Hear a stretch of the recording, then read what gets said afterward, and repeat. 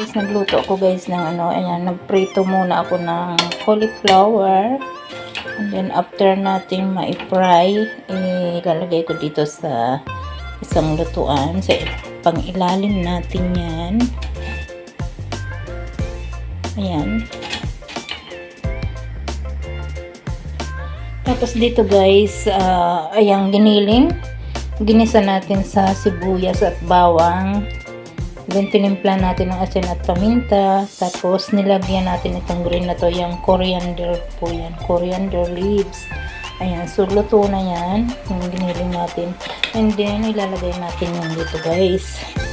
Sa ibabaw ng pinarito nating cauliflower.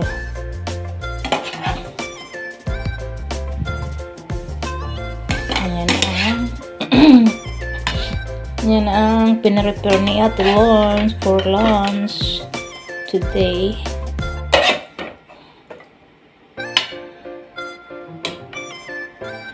So, ayan na guys. Nailagay na natin yung giniling na ginisa natin sa sibuyas at bawang na may coriander leaves at tinimplahan natin ng asin at paminta.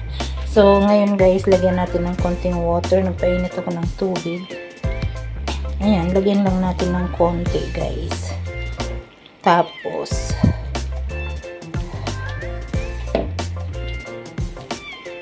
tingnan natin kung tama na ba yung water na bigay natin. So, ayan guys, nalagyan na natin ng konting tubig. Tingnan natin gaano karami yung tubig. Ayan lang guys, ayan, medyo kalahati lang nito. So, magkaroon lang ng konting sabaw yan at pinuksan natin ng apoy.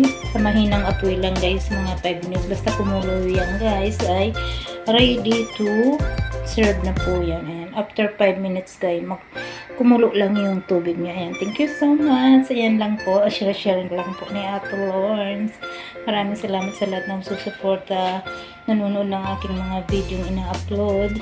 Mga simpleng luto at kung ano-anong mga sinishare ko. Thank you so much guys. At sa mga nagpapamember guys, maraming salamat. Ayan, thank you so much. See you next video. Bye. Tatakpan ko lang yan guys. And then pakuluin lang natin ng 5 minutes. Ready to serve na.